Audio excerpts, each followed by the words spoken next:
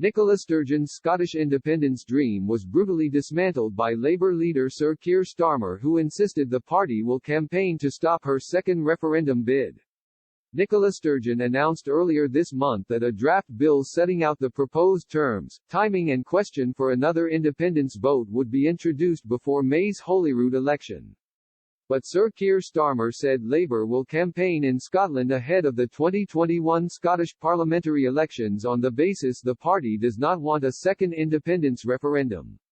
He argued the focus should be primarily on the coronavirus pandemic. Speaking to Sky News, Sir Keir said, "I think another independence referendum will be divisive, and that's why the Labour Party will be campaigning into the May elections on the economy, rebuilding the economy, on ensuring our public services are in the right place and defeating coronavirus.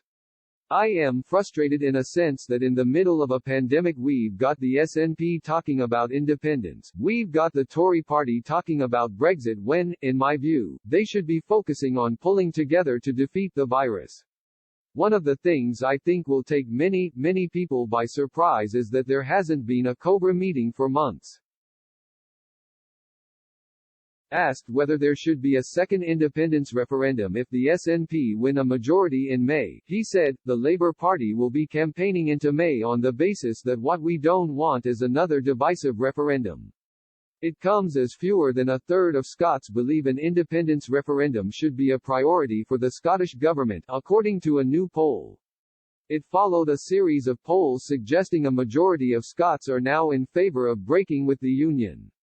But a new survey commissioned by the pro-UK campaign group Scotland in Union found 63% do not think an independence referendum should be a priority for the government. Of the 1,008 Scots questioned by Survation, 28% said another independence vote should be a priority. Asked to pick up to three of the most important issues currently facing Scotland, 58% said the COVID-19 response and public health, followed by 50% who chose the NHS and 41% who said social care, economy and jobs.